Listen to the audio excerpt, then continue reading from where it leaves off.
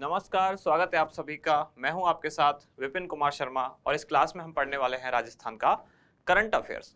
तो जैसा कि पिछली क्लास में हम शुरुआत कर चुके थे, जिसमें दिसंबर 2022 का कुछ रिमेनिंग पोर्शन है वो हमने लिया और उसके साथ साथ जनवरी 2023 का करंट अफेयर्स हम शुरू कर चुके हैं, जिसमें हमारा पहला टॉपिक क्या था, योजनाएं, कार्यक्रम, नीतियां एवं अभियान। उस पहले टॉपिक की पहली क्लास समाप्त हो चुकी है। आज ये उसी की सेकंड क्लास है। एक और बात मैं आपको बताना चाह रहा हूँ, टॉपिक का नाम हमारे जरूर है योजनाएं, कार्यक्रम, नीतियां, अभियान, लेकिन इसमें हम योजनाएं नहीं पढ़ रहे हैं। इसका कारण क्या है? क्योंकि योजनाओं की एक कंप्लीट मैराथन क्लास हमारी हो चुकी है, तो सारी योजनाएं हमने वहां डिस्कस कर ली हैं। अब उनको वापस यहाँ हम रिपीट नहीं करेंगे, यानी कि अब इसमें क्या है, कार्यक्रम, नीतियां, अभियान वगैरह यहाँ से हम शुरू कर रहे हैं, तो योजनाओं वाला क्वेश्चन आप इसमें नहीं देखेंगे। दूसरी बात कि जो लोग 25 फरवरी को ग्रेड 3 वाला एग्जाम देने जा रहे हैं, तो वो लोग थोड़ा सा चिंतित हैं और उनकी चिंता भी स्वाभाविक है। उनको ये डर है कि करंट अफेयर्स कब तक चलेगा, यानी कि हमारे एग्जाम से पहले कंप्लीट हो पाएगा या नहीं, तो फिर मतलब क्या है क्लास का। तो उन लोगों को चिंतित होने की जरूरत नहीं है, क्योंकि अब इसमें बहुत ज़्यादा चीज़ें हैं नहीं बताने को। कहने का मतलब दिसंबर वाली चीज़ें आप पहले पढ़ चुके हैं, अब उसका थोड़ा सा पोर्शन बचा है। जनवरी में भी योजनाएं हम पढ़ चुके हैं। अब जो चीज़ें बची हैं उनमें टोटल कुल 5 या 6 क्लासेज लगने वाली हैं, जिसमें से एक क्लास आपकी कंप्लीट हो चुकी है, दूसरी आज आप देख रहे हैं। कहने का मतलब 3-4 क्लासेस की बात और है, और आपका जो करंट अफेयर्स है, जो कि 25 फरवरी वाले एग्जाम के लिए जितना सफिशिएंट होना चाहिए, उतना अब समाप्त होने को है अगले 3-4 दिन में। तो घबराएं नहीं, बढ़ते हैं आगे क्लास में। आज का क्वेश्चन क्या है? पहला, 18वीं राष्ट्रीय स्काउट गाइड जम्बोरी का थीम सॉन्ग निम्नलिखित में से किसके द्वारा लिखा गया है? दीपक जावा, मित्रोदय गांधी, मोहम्मद इकराम या प्रसून जोशी। जनवरी 2023 की अगर कोई सबसे इंपॉर्टेंट कोई न्यूज है या आपके एग्जाम के पॉइंट ऑफ व्यू से जो सबसे ज्यादा रोल प्ले कर सकती है, तो वो यही है 18वीं राष्ट्रीय स्काउट गाइड जम्बोरी। जब इसका आयोजन हुआ था तो सुजस वाली क्लास में हमने लगातार 7-8 दिन इस चीज को पढ़ा था। बहुत बड़ी घटना थी, इसलिए आपको ये वाले टॉपिक जो है ढंग से एक बार अच्छी तरह से याद रखना है। तो थीम सॉन्ग किसने लिखा है? इसका उत्तर है दीपक जावा। कौन है दीपक जावा? तो ये पाली जिले में अध्यापक हैं।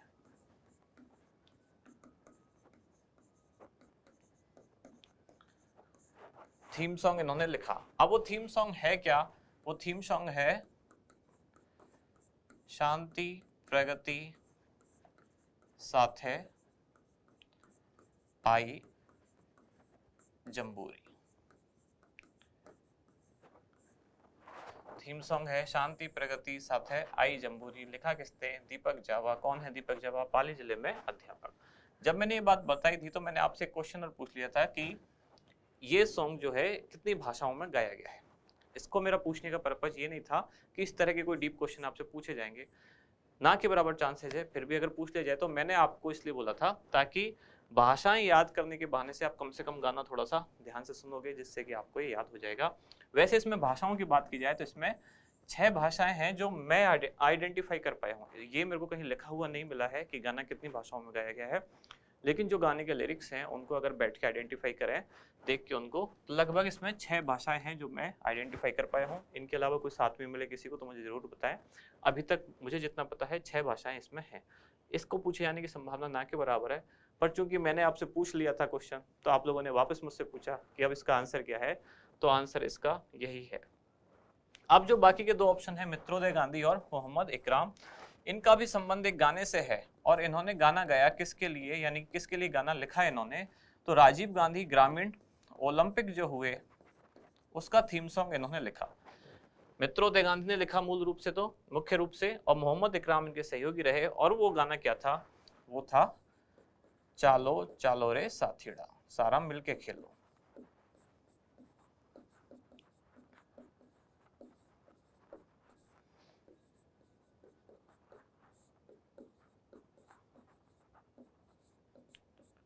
चालो चालो रे साथीड़ा, सारा मिलके खेलो, गांव गांव में लाग रहे हो खिलारो मिलो। तो ये जो गाना था, ये थीम सॉन्ग किसके लिए? राजीव गांधी ग्रामीण ओलंपिक के लिए। और जो जम्बूरी के लिए थीम सॉन्ग था, शांति प्रगति साथे आई जम्बूरी, वो दीपक जावा द्वारा पाली जिले में अध्यापक है। अब अगर जम्बूरी की ही थीम की बात करें, ये तो थीम सॉन्ग हो गया, जम्बूरी की थीम क्या है? तो जम्बूरी की थीम क्या है? शांति के साथ प्रगति। यानी गाना जो है वो इसी का एक तरह से राजस्थानी वर्जन है। हिंदी में थीम क्या है? शांति के साथ प्रगति। ठीक है, क्लियर। जम्बूरी के बारे में सारी चीजें आपको मुख्य रूप से पढ़ लेनी चाहिए, सारी चीजें पहले भी हम पढ़ चुके हैं, आज क्वेश्चंस के माध्यम से उनको एक बार वापस रिपीट करने की कोशिश करेंगे। अगला क्वेश्चन भी जम्बूरी के ऊपर ही है, क्या है वो? 18वीं राष्ट्रीय स्काउट गाइड जम्बूरी का आयोजन कहाँ किया गया? जोधपुर, पाली, जयपुर या राजसमंद? तो आप सबको पता होना चाहिए, नहीं पता है तो मैं बता देता हूँ। ये कहाँ हुआ? पाली में। और पाली जिले में भी कहाँ? रोहट में। रोहट कहाँ पड़ता है? पाली जोधपुर मार्ग। और इसमें भी कहाँ? तो निम्बली ब्राह्मणन गांव। पाली के, रोहट के, निम्बली ब्राह्मणन गांव। आयोजन कब से कब हुआ इसका? तो 4 से 10 जनवरी 2023। खास खास बातें मैं वापस एक बार लिख रहा हूं जम्बूरी से संबंधित। और ये राजस्थान में दूसरी बार है जब राजस्थान में जम्बूरी का आयोजन हुआ, ऐसा दूसरी बार हुआ राजस्थान में, दूसरी बार। तो सवाल ये भी आ सकता है कि राजस्थान में पहली बार कब हुआ? तो राजस्थान में पहली बार जब हुआ था वो था 27 से 31 दिसंबर 1956। ये राजस्थान में पहली बार था, लेकिन आजाद भारत में ये दूसरी जम्बूरी थी जो राजस्थान में आयोजित हुई। और राजस्थान की पहली, लेकिन ओवरऑल इंडिया लेवल पे बात करें तो ये दूसरी जम्बूरी थी। और जो राजस्थान में पहली बार आयोजित हुई वो कहाँ आयोजित हुई थी? वो जयपुर में। जयपुर की भी बात करें तो कौन से एरिया में? बनी पार्क। बनी पार्क के पास एक एरिया है जिसको चिंकारा कैंटीन बोलते हैं, जो लोग जयपुर के हैं वो जानते होंगे। अब उसका नाम बदल दिया गया सप्तशक्ति कैंटीन। तो वही चिंकारा कैंटीन जहाँ आर्मी एरिया है जयपुर का, वहीं इसका आयोजन हुआ था। कब? 1956 में 27 से 31 दिसंबर। तो अब ये लगभग 66 साल बाद राजस्थान में दूसरी बार आयोजित हो रही है। अब मुझे पता है जैसे ही मैं 66 लिख रहा हूँ आपके मन में थोड़ा सा और पेट में भी थोड़ा सा दर्द होना शुरू हो गया होगा कि हमने तो पढ़ा है 67 साल बाद। तो परेशान होने की जरूरत नहीं है, ये 66 साल बाद ही है, 67वें साल में। अब आप कहोगे कि हमने तो पत्रिका में पढ़ा, कि भास्कर में पढ़ा, कि किसी और न्यूज़पेपर में पढ़ा या वेबसाइट पर पढ़ा होगा आपने। लेकिन आप एक बार मैथमेटिक्स का यूज करें, कैलकुलेट कर लें। अगर पहली बार आयोजन हो रहा है 27 से 31 दिसंबर को और दूसरी बार आयोजन हो रहा है 4 से 10 जनवरी 2023 को, तो 1956 से 2023 वो जनवरी और ये दिसंबर, ये जरूर ध्यान रखें, यही कंफ्यूजन का कारण है। 67 साल तब होंगे जब जब दिसंबर 2023 के बाद होगा, लेकिन ये जनवरी 2023 में ही हो रहा है, यानी कि 66 साल बाद हो रहा है, 67वें साल में हो रहा है। क्लियर बात? अगर फिर भी कंफ्यूजन है तो आप सीधा सीधा सिंपल सा मैथमेटिक्स यूज करें। वो भी नहीं कर सकते हैं तो आप सीधा सीधा बच्चों की तरह उंगली पे गिलें। कैसे? कि दिसंबर 56 में पहली बार हुआ तो दिसंबर 57 में 1 साल, दिसंबर 58 में 2 साल, दिसंबर 59 में 3 साल, दिसंबर 60 में 4 साल। इस तरह से जब आप दिसंबर 23 में आएंगे तब आपको पता चलेगा 67 तो तब हुए हैं, लेकिन अभी तो जनवरी 23 चल रहा है, तो 67 कहाँ हुए? अभी 66 साल ही हुए हैं। तो आप में से कई लोगों ने मेरे को कमेंट में क्वेश्चन पूछा कि हमने 67 पढ़ा है, तो आप पढ़ने पर ना जाएं। जिन्होंने न्यूज़पेपर में या कहीं भी 67 लिखा है उन्होंने ये वाली कैलकुलेशन की है, 2023 में से 1956 घटा दिया तो उनका उत्तर आ गया कितना? 67। लेकिन घटाने वाले ने ये नहीं घटाया कि ये जनवरी 23 है, ये दिसंबर 56 है, तो दिसंबर 56 से दिसंबर 23 में जाकर 67 साल होने वाले हैं। तो ये 66 साल बाद और 67वें साल में इसका आयोजन होने वाला है। वैसे ही चीज पूछे जाने की ना के बराबर संभावना है, पर आप लोग इन्हीं चीजों पर ज्यादा अपनी एनर्जी लगाते हैं जो कि पूछे जाने की संभावना कम होती है, क्योंकि इतनी एनर्जी आप उसमें वेस्ट कर देते हैं तो आपका पूरा दिमाग जो है एक ही चीज में चला जाएगा, और वो भी ऐसी चीज में जाता है जिसको पूछे जाने की संभावना ना के बराबर है। तो जो चीजें पूछी जा सकती हैं वो आप याद करते ही नहीं है। तो इस चीज से या इस बहस से बचकर आप खास खास चीजों पर आए कि आयोजन कहाँ होने वाला है, कहाँ हुआ, यानी कि पाली के रोहट के निम्बली ब्राह्मण गांव में। कब से कब हुआ? 4 से 10 जनवरी 2023। अच्छा, इससे संबंधित एक ये फोटो है, ये आप देख लें, इसमें सारी जानकारी खास खास एक तरह से आपको दिख जाएंगी। यही इसका लोगो है, यहाँ लिखा हुआ है 18, यानी कि ये 18वीं जम्बूरी थी। हो सकता है यही पूछ ले जाए कि रोहट में जो आयोजित हुई जम्बूरी 2023 वो उसका कौन सा क्रम था? 18वां। कब से कब हुई? यहाँ डेट इसमें भी लिखी हुई है 4 से 10 जनवरी 2023। कहाँ हुई? तो रोहट, पाली, पाली मारवाड़ में है, ये तो आपको पता ही है। यहाँ इसकी थीम भी लिखी हुई है, लिखा हुआ है प्रोग्रेस विद पीस। इसी को हमने हिंदी में लिखा शांति के साथ प्रगति। अच्छा, ऐसा भी हो सकता है कि आपको एग्जाम में ऐसे लिखे आ जाए कि जम्बूरी की थीम क्या है और लिखा आ जाए प्रोग्रेस विद पीस, ये लिखा हुआ आ जाए तो परेशान ना हो, मुझे गालियां ना दें वहाँ। ये देखें कि प्रोग्रेस विद पीस का ही हिंदी अनुवाद क्या है, शांति के साथ प्रगति। तो क्वेश्चन शांति के साथ पढ़ें, प्रोग्रेस विद पीस यही या इसकी थीम है, जो इंग्लिश में ये है मूल रूप से। इसी का हिंदी अनुवाद क्या है, शांति के साथ प्रगति। कहाँ आयोजित होने वाली है, पाली के रोहट में। कब, 4 से 10 जनवरी। अब अगला क्वेश्चन क्या है, मिशन पालनहार का संचालन किस जिले में किया जा रहा है? ऑप्शन है आपके उदयपुर, श्रीगंगानगर, डूंगरपुर या अलवर। तो पालनहार योजना तो आप सबने पढ़ी है, उसी योजना के क्रम में ही ये अभियान चलाया जा रहा है, मिशन पालनहार, जो कि डूंगरपुर जिले में संचालित है। तो पालनहार योजना से जो वंचित लोग हैं, जो पालनहार में मतलब पालनहार के लिए पात्र तो है, पालनहार योजना के तहत पात्र हैं, लेकिन उससे वंचित हैं, तो ऐसे वंचित लोगों को इस योजना से जोड़ने के लिए डूंगरपुर जिला प्रशासन ने अभियान चलाया, मिशन पालनहार, जिसमें पालनहार के पात्र एवं वंचित लोगों को पालनहार योजना से जोड़ा जाएगा। बढ़े आगे, अगला क्वेश्चन क्या है, जैसाण शक्ति कार्यक्रम का प्रमुख उद्देश्य क्या है? महिला सशक्तिकरण, सीमावर्ती क्षेत्र में जासूसी नियंत्रण, साइबर अपराधियों पर नियंत्रण या नियमित वायुसैनिक अभ्यास, ये एक है। तो जैसाण शक्ति, इससे आप ये तो समझ गए होंगे।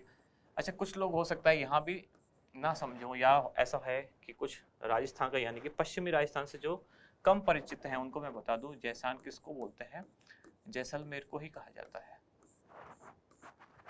तो ये बात तो ऐसा तो पूछे जाने की संभावना ना के बराबर है कि जैसाण शक्ति कार्यक्रम कहाँ आयोजित हुआ, तो सबको पता है जैसाण जैसलमेर को ही बोलते हैं, फिर भी मैंने लिख दिया है।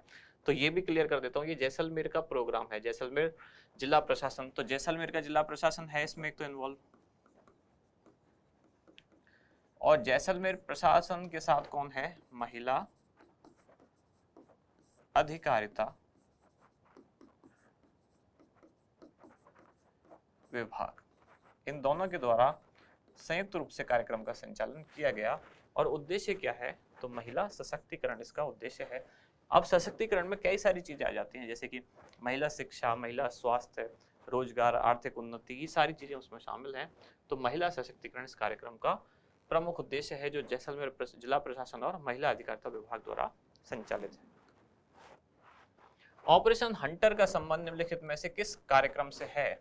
अवैध शिकार नियंत्रण, गैंगस्टरों की धरपकड़, आदिवासी कल्याण या जासूसी नियंत्रण। तो यहाँ हंटर शब्द जरूर है, हंटर का मतलब शिकारी है, लेकिन इस कार्यक्रम में का जो लक्ष्य है यानी कि जो उद्देश्य है वो शिकार नियंत्रण नहीं है, ये गैंगस्टरों की धरपकड़ है, यानी कि पुलिस द्वारा गैंगस्टरों का शिकार किया जाएगा, इसलिए है ऑपरेशन हंटर।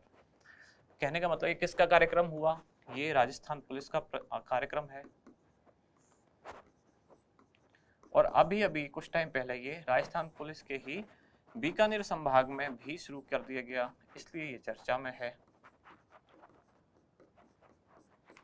और किससे संबंधित है, जो गैंगस्टर आप आजकल आप न्यूज में भी देख रहे होंगे, बहुत ज्यादा कुछ ऐसी हो रही है राजस्थान में आपराधिक घटनाएं, तो उनके नियंत्रण के लिए ये चलाया गया है ऑपरेशन हंटर।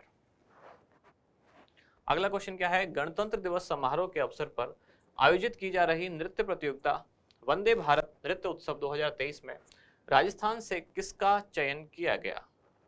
स्वाति अग्रवाल और समूह, यानी कि स्वाति अग्रवाल और एंड ग्रुप, गुलाबोबाई और समूह, वंशिका शर्मा और समूह, और महक चौधरी और समूह। तो इसका उत्तर है स्वाति अग्रवाल और समूह, राजस्थान से इनका चयन हुआ है। और ये कार्यक्रम किसका था, तो भारत सरकार के कौन सा, संस्कृति, और संस्कृति के साथ साथ एक और मंत्रालय, कौन सा, रक्षा मंत्रालय, संस्कृति और रक्षा मंत्रालय का कार्यक्रम था।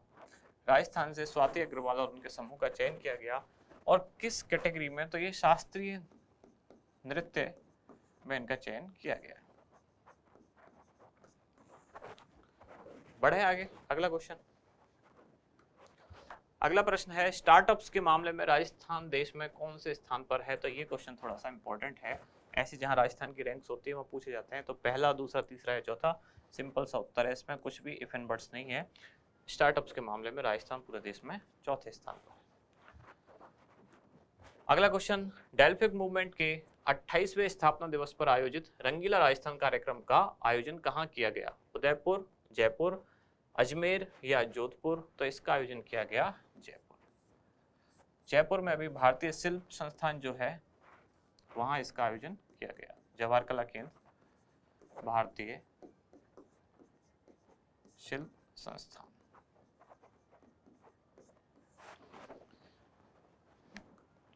अगला क्वेश्चन, कृषि क्षेत्र में सोलर पंपों की स्थापना में राजस्थान को देश भर में कौन सा स्थान प्राप्त है?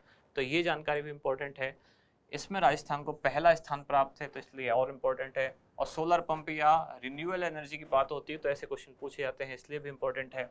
तो 2021-22 के जो आंकड़े हैं उनके अनुसार राजस्थान ने कुल 15,782 सोलर पंप की स्थापना की कृषि के क्षेत्र में, और इस हिसाब से राजस्थान पूरे देश में प्रथम रहा। आज की क्लास का लास्ट क्वेश्चन और इस चैप्टर का भी लास्ट क्वेश्चन, यानी कि योजनाएं, कार्यक्रम, नीतियां, अभियान यहाँ समाप्त हो जाएगा। वो क्या है कि वर्ष 2021-22 में राजस्थान का जन्म के समय लिंगानुपात कितना हो गया? 929, 947, 954 या 943? तो 943 तो भारत का है 2011 की जनगणना के अनुसार, 929 राजस्थान का था 2015-16 के अनुसार, और 947 अब राजस्थान का हो गया है 2021-22 के अनुसार। तो ये आंकड़ा इंपॉर्टेंट है। तो देखा आपने, बहुत जल्दी ही ये चैप्टर भी समाप्त हो गया। केवल 2 ही क्लासेस इसमें लगी क्योंकि योजना इसमें शामिल थी नहीं। इसी तरह से आगे के जो चैप्टर हैं वो भी छोटे छोटे ही हैं, तो अगले लगभग 3 या 4 दिन में आपकी सारी क्लासेस समाप्त हो जाएंगी। अब हम एक बार पुरानी क्लास रिवाइज कर लेते हैं। पहली जो 57वीं क्लास थी उसका पहला क्वेश्चन क्या था? शरद महोत्सव 2022 का आयोजन निम्नलिखित में से किस जिले में किया गया? तो ये किया गया था सिरोही के माउंट आबू क्षेत्र में। तो स्थानीय प्रशासन और साथ के साथ पर्यटन विभाग ये दोनों इसमें इन्वॉल्व थे, और नव वर्ष के स्वागत के लिए इस कार्यक्रम का आयोजन किया गया था। सेकंड क्वेश्चन था कि राजसील पोर्टल के संचालन हेतु निम्नलिखित में से किस संस्था के साथ एमओयू हस्ताक्षरित किया गया?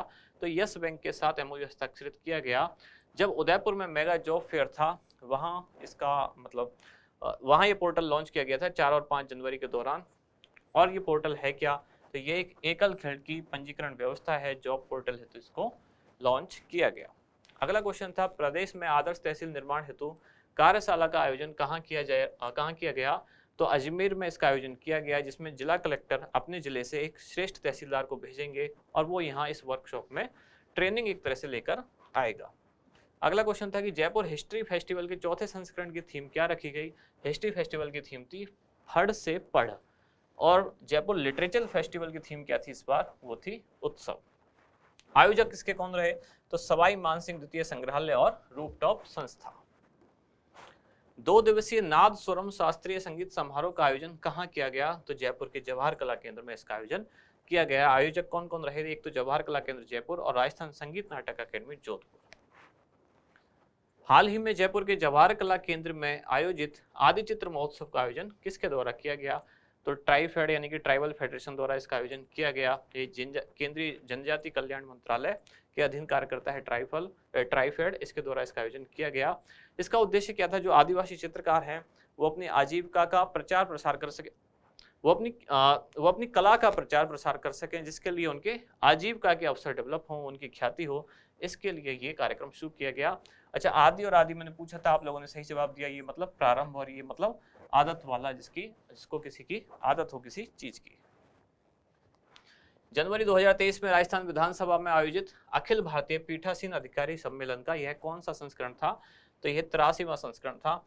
जनवरी 2023 की 2 सबसे जरूरी जानकारी, एक तो हो गई जम्बूरी और दूसरा हो गया ये पीठासीन अधिकारी सम्मेलन। तो इससे भी क्वेश्चन पूछे जाने की संभावना है। जम्बूरी से तो बहुत ज्यादा संभावना है, और दूसरी जो अगर जनवरी से ही क्वेश्चन पूछा जाए तो जनवरी में दूसरी सबसे इंपॉर्टेंट न्यूज यही है। और हो सकता है जम्बूरी की बजाय ये भी पूछ ले, क्योंकि वो चीज़ ऐसी है जिसको सब पढ़ेंगे और इस पर शायद लोगों का ध्यान कम जाए, लेकिन ये भी काफ़ी बड़ी जानकारी है क्योंकि राजस्थान में 11 वर्ष बाद इसका आयोजन हुआ। उद्घाटनकर्ता कौन रहे? तो ओम बिरला और जगदीप धनखड़। धन्यवाद ज्ञापनकर्ता कौन रहे? तो गुलाब चंद कटारिया। जो नेता प्रतिपक्ष थे अब इनको बना दिया गया है असम का राज्यपाल। तो ये भी जानकारी हो सकता है पूछ लें। सूचना प्रौद्योगिकी विभाग व आई स्टार्ट द्वारा ग्लोबल इन्वेस्टर मीट का आयोजन कहाँ किया गया? जोधपुर, उदयपुर, अजमेर या जयपुर? तो जयपुर के झालाना टेक्नो हब में इसका आयोजन किया गया। स्ट्रक्चरल इंजीनियरिंग पर आयोजित 12वीं अंतरराष्ट्रीय कॉन्फ्रेंस का आयोजन निम्नलिखित में से किसके द्वारा किया गया? तो इन दोनों के द्वारा, यानी कि national centre for disaster mitigation and management और MNIT Malaviya national institute for technology, इन दोनों के द्वारा संयुक्त रूप से किया गया। और आयोजन कहाँ हुआ? तो जयपुर की MNIT संस्थान में इसका आयोजन किया गया। लास्ट क्वेश्चन कल की क्लास का क्या था? अभियान सेहत का संबंध किस जिले से है? तो अलवर जिले से इसका संबंध है। तो अलवर जिले में जितने भी बच्चे 18 वर्ष तक के, उनकी स्वास्थ्य देखभाल इस कार्यक्रम के तहत की जाती है, चाहे वो बच्चे आंगनवाड़ी वाले हों, राजकीय विद्यालय में पढ़ते हों या निजी विद्यालय में पढ़ते हों या किसी भी विद्यालय में ना पढ़ते हों, तब भी इस कार्यक्रम के तहत उनको कवर किया जाएगा। तो क्लासेस तो कल की और आज के समाप्त हुई। अब आपके कुछ डाउट्स हैं या कुछ ऐसी चीज़ें हैं जो कमेंट्स में बार बार पूछी जा रही हैं, अब एक बार उनको देख लेते हैं, उनके बारे में थोड़ी सी बात कर लेते हैं। क्या क्या चीज़ें कुछ निकल के आई जो कॉमन मेरे को कमेंट्स मिलते हैं उनमें? अच्छा, एक तो ये मेरी तरफ से ही है करेक्शन, आप लोगों ने भी कमेंट में, एक ने कमेंट किया था लेकिन उससे पहले मैं इसको करेक्ट करवा चुका हूँ। तो पहले तो मैं ये बता देता हूँ कि जो फ्लैगशिप वाली क्लास थी हमारी मैराथन, उसमें था शुद्ध के लिए युद्ध अभियान। उसी में नीचे एक छोटी सी लाइन भी लिखी हुई है, शुद्ध के लिए युद्ध मुखबिर योजना। इस योजना के नाम से भी योजना है जो हमने अन्य जन कल्याणकारी योजना में पढ़ा था। तो वहाँ मैंने आपको बताया था कि इसमें यानी कि शुद्ध के लिए युद्ध मुखबिर योजना में 2 तरह से नाम दिया जाता है। कैसे कैसे? या तो जो भोजन है वो अनसेफ है, यानी खाने के लिए नहीं है, खतरनाक है, या सब स्टैंडर्ड यानी कि अमानक है। तो मैंने आपको बताया कि अनसेफ है तब तो मुखबिर को 51,000 रुपए का इनाम दिया जाता है, और अमानक है तब मैंने वहां बोल दिया है 5,000, जो कि 5 नहीं 5 + 5 करके 2 बार है, यानी कि कुल जो रकम है कुल कितनी है? अमानक पाए जाने पर यानी कि सब स्टैंडर्ड पाए जाने पर। फ्लैगशिप वाली क्लास में मैंने सिर्फ 5 बोला है, वो 5 और 5 की 2 किस्त हैं, और ये भी जो 51 है ये भी 25 + 26 की 2 किस्तों में दिया जाएगा। इस त्रुटि को सुधार दिया गया है पीडीएफ में। आपके पास जो पीडीएफ है उसमें जो लिखा हुआ है वो एकदम सही है, लेकिन क्लास में मैंने जो बोला है वहां मैंने इसका तो ठीक बोला है, लेकिन इसको केवल 5 बोला है, अगला 5 नहीं बोला है। इसका भी कारण है क्योंकि इस विभाग का जो एक नोटिफिकेशन आया था उसमें सिर्फ 5 ही लिखा हुआ था, लेकिन बाद में अलग अलग जगह जैसे DIPR की वेबसाइट वगैरह पर 5 + 5 ऐसा लिखा हुआ मिलता है। अब ये क्या है? यानी कि 5 तो जब सूचना देगा व्यक्ति तभी, सूचना देने पर, और 5 जब वो कोर्ट में चालान पेश होगा तब। इस तरह से 2 किस्तों में ऐसे ही आए, 25,000 शुरू में सूचना देने पर, और 26 कब? जब कोर्ट में चालान पेश होगा तब। तो फ्लैगशिप योजना की क्लास के कमेंट सेक्शन में भी ये कमेंट पिन कराया हुआ है, पीडीएफ में भी सही जानकारी दे दी गई है, पर हो सकता है कई बार आपने कमेंट भी ना देखा हो, यानी कि पहले ही आपने क्लास देखी और उसके बाद कमेंट किया गया है, या आपने अभी पीडीएफ में भी ध्यान ना दिया हो। तो मैं आपको बता दूं, इस चीज़ को थोड़ा सा आप ध्यान से पढ़ें, क्योंकि फ्लैगशिप वाली क्लास में मैंने सिर्फ 5 बोला है, ये 5 + 5 है।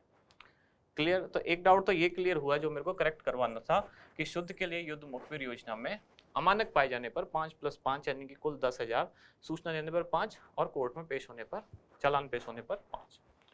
अब दूसरी बात, आप में से बहुत सारे लोगों ने क्वेश्चन पूछा है कि करंट अफेयर्स वाली एक मैराथन क्लास करवाई जाए। आप में से बहुत लोगों के इस बारे में कमेंट आए, और हम खुद भी इस चीज़ को लेकर प्लान कर रहे हैं कि अभी तक जितना भी हमने करंट अफेयर्स पढ़ा है इसके हमने क्वेश्चन आपको दिए हुए हैं, जो कि लगभग 600 क्वेश्चन हैं। अब चूंकि दिसंबर और जनवरी वाला कुछ मैटर अगर और एड्स में कर लेंगे तो 50-60 क्वेश्चन इसमें और हो जाएंगे। तो अगर आप वैसे क्वेश्चन आंसर की क्लासेस देखना चाहें तो पुरानी क्लासेस आपने देखी हैं, फिर भी आप लोगों का भी मन है और हम लोग भी चाह रहे हैं कि एग्जाम से पहले एक बार जो सारे क्वेश्चन हैं या जो इम्पोर्टेंट क्वेश्चन हो सकते हैं, या फिर उसमें प्रीवियस ईयर में भी जो पूछे गए हैं, प्रीवियस ईयर मतलब इसी वर्ष 2022 में अलग अलग परीक्षाओं में जो पूछे गए हैं, जैसे कि CET वाले बहुत सारे पेपर में, या फिर फर्स्ट ग्रेड वाले में, या सेकंड ग्रेड वाले में, या और भी जो जैसे प्रयोगशाला सहायक में, PTI वाले में, वनपाल वन रक्षक में।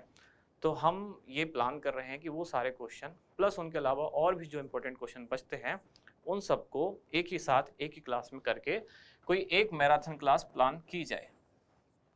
अब इसमें आप लोग भी अपनी एक्सपर्ट एडवाइस जरूर दें कि आप क्या चाहते हैं, किस तरह से इसको हम रख सकते हैं। अभी हम इस चीज़ पर काम कर रहे हैं कि प्रीवियस ईयर यानी कि इसी वर्ष जो अलग अलग एग्जाम हुए उनमें पूछे गए क्वेश्चन, प्लस कुछ और खास क्वेश्चन ऐसे हैं जो पूछे जा सकते हैं, उनको एक साथ एक ही क्लास में रख लें। अब बात इससे ज़्यादा भी इम्पोर्टेंट बात यह है कि ये क्लास कब रखें, क्योंकि अभी आपकी दिसंबर और जनवरी वाली क्लासेस चली रही हैं, तो हम ऐसा प्लान कर रहे हैं जैसे ही वो खत्म होंगी, यानी कि अगले 3-4 दिन में, तो उसके बाद थोड़ा सा टाइम लेकर, यानी कि 1-2 दिन और लेकर, तो 5-6 दिन में हम सोच रहे हैं कि करंट अफेयर्स की एक मैराथन क्लास लाएं। फ्लैगशिप योजना वाली जैसी क्लास थी वो तो थ्योरेटिकल फॉर्मेट में थी, करंट अफेयर्स की थ्योरेटिकल यानी कि वन लाइनर फॉर्मेट में एक मैराथन क्लास हो चुकी है जिसमें नवंबर तक का कंटेंट है। तो अगर आप थ्योरेटिकल और वन लाइनर में देखने चाहें तो नवंबर तक वहाँ है। इसमें हम कोशिश करेंगे कि इसको एमसीक्यू वाली फॉर्मेट में रखें, क्योंकि थ्योरेटिकल हो गई, फ्लैगशिप हो गई, अब एक एमसीक्यू वाली क्लास जिसमें सीधा सीधा टू द पॉइंट क्वेश्चन और उनके आंसर। इसको हम बहुत ज़्यादा एक्सप्लेन नहीं करेंगे, यानी कि जैसे कि अब राजस्थान करंट वाली पढ़ रहे हैं तो हम उसके 4 ऑप्शन या किसी एक ऑप्शन को बहुत ज़्यादा एक्सप्लेन करने की कोशिश करते हैं। यहाँ सोचेंगे कि ज़्यादा से ज़्यादा क्वेश्चन इसमें शामिल कर लिए जाएँ, सभी एग्जाम में जो पूछे गए हैं वो, प्लस और जो इम्पोर्टेंट वो हैं वो सारे क्वेश्चन इसमें इंक्लूड करके और सीधा सीधा उनका आंसर बताया जाए। इसके अलावा मैं एक और चीज़ सोच रहा हूँ, अगर आपको ठीक लगे तो आप भी बताएं, अपनी सलाह दें। मैं चाह रहा हूँ ऐसा करना कि जितने भी प्रमुख घटनाएं हुई हैं पूरे एक साल में, जितनी भी घटनाएं हुई हैं पिछले एक साल में, तो उनके केवल नाम, केवल एक नाम की एक लिस्ट बना ली जाए। उससे क्या फायदा होगा, उसमें आगे कुछ भी कंटेंट नहीं दिया जाएगा, केवल एक लिस्ट, वो आपके लिए एक चेक लिस्ट होगी एक तरह से। आप अब जैसे एग्जाम में जाने वाले हैं और एग्जाम में जाने से पहले करंट अफेयर्स का पता नहीं होता है कि क्या पढ़ लिया है, क्या छोड़ दिया है, तो मुझे पिछले एक साल में जो जो घटनाएं लगेंगी वो सारी मैं एक साथ कोशिश करूंगा एक पेज पर, हो सकता है 30, 40, 50, 60 जितनी भी घटनाएं हैं। जैसे कि 2-3 घटनाएं तो आज के क्वेश्चन में थी, जैसे कि 18वीं जम्बूरी, केवल अब उस लिस्ट में इतना ही लिख दिया जाएगा जम्बूरी, बस जैसे नंबर 1 लिख दिया जम्बूरी, नंबर 2 लिख दिया ग्रामीण ओलंपिक, ऐसे नंबर 3 लिख दिया जैसे 18वां जो पीठासीन अधिकारी विधानसभा में पीठासीन अधिकारी सम्मेलन हुआ वो, ऐसे ही चौथा कुछ और जो खास आयोजन हुआ हो वो। तो इस तरह से जो खास चीजें हुई हैं राजस्थान में पिछले एक साल में, मैं केवल इतना करना चाह रहा हूँ कि उनकी एक केवल लिस्ट बना लें। इससे क्या फायदा होगा, ये मैं आपको बनाने के लिए नहीं कह रहा हूँ, ये मैं खुद मेरे लेवल पर ही आपके साथ मैराथन वाली क्लास में ऐसा डिस्कस करने की सोच रहा हूँ। बाकी आप लोग भी अपनी एडवाइस दें, आपको क्या सही लगता है। इससे फायदा क्या होगा, ये वाली जो लिस्ट देखकर इसमें आपको ये बेनिफिट मिलेगा, क्योंकि करंट अफेयर्स का सिलेबस तो स्पेसिफाई कुछ होता नहीं है, क्या क्या घटनाएं पढ़नी है। तो जब 2-3 दिन पहले आप देखेंगे कि क्या क्या चीज़ें हमारी हो गई हैं, तो आप इस पर ऐसे टिक लगा सकते हैं कि हाँ जम्बूरी मैंने पढ़ ली, ग्रामीण ओलंपिक मैंने पढ़ लिया, पीठासीन अधिकारी सम्मेलन मैंने पढ़ लिया, या चौथी कोई और न्यूज जैसे आ गई वो पढ़ ली, 5, 6, 7, 8। तो वहाँ आपको एक बार एग्जाम में जाने से पहले 2 दिन पहले वो क्रॉस चेक हो जाएगा सारा कि अच्छा ये टॉपिक बचा हुआ है, और जो भी बचा हुआ है उसको आप जहाँ से भी पढ़ रहे हैं, हमारी क्लास से या हमारे कंटेंट से या किसी और से जहाँ से भी पढ़ रहे हैं वापस पढ़ लेंगे, तो आपका 2 दिन पहले पूरा रिवीजन हो जाएगा। फिर पीडीएफ और फ्लैगशिप के लिए बहुत सारे लोगों ने पूछा है कि जो फ्लैगशिप वाली क्लास हुई है उसका पीडीएफ कहाँ है, तो कलाम एकेडमी के टेलीग्राम चैनल पर है। आप बार बार एक ही चीज़ पूछ रहे हैं, मैं बार बार इसका बता चुका हूँ। अब एक और बात कि बजट 2023-24 को लेकर भी बहुत सारी क्वेरीज हैं आपके, बहुत सारे क्वेश्चन है कि 2023-24 वाला बजट हमें पढ़ना है या नहीं, यानी कि जो लोग 25 फरवरी को एग्जाम देने वाले हैं उनको बजट 2023-24 पढ़ना चाहिए या नहीं। तो अब मैं आपको ईमानदार उत्तर दूं तो वो ये है कि इसका उत्तर मुझे नहीं पता है। कारण ये है क्योंकि किसी को भी नहीं पता कि आपका जो पेपर है 25 फरवरी को होने वाला, वो पेपर बन चुका है या नहीं बन चुका है। अगर वो पेपर बजट से पहले बन चुका होगा तब तो बजट से आपको कुछ क्वेश्चन नहीं आएगा, लेकिन अगर वो पेपर बजट के बाद बना होगा तो इसमें से जरूर क्वेश्चन पूछा जाएगा। ये सिंपल सी बात है। अब सवाल ये उठता है कि अब हम केवल आंकड़े नहीं लगा सकते कि हो सकता है पेपर 1 महीने पहले बन गया, कि 20 दिन पहले बन गया, कि 30 दिन पहले बन गया। तो मेरी सलाह ये है, जिन लोगों ने पूरे एक साल का करंट अफेयर्स पढ़ा है तो बजट की कुछ 8-10 खास चीज़ें हैं, वो 8-10 चीज़ें भी अभी सुजस वाली क्लास में जो बजट विशेषांक की क्लास थी 11 फरवरी को, उसमें हमने पढ़ी है। अगर वहाँ भी ना पढ़ी हो तो सरकार हर क्षेत्र पर यानी कि हर प्लेटफॉर्म पर बार बार उन्हीं चीज़ों को बता रही है जो बजट में नए नए चेंज हुए हैं।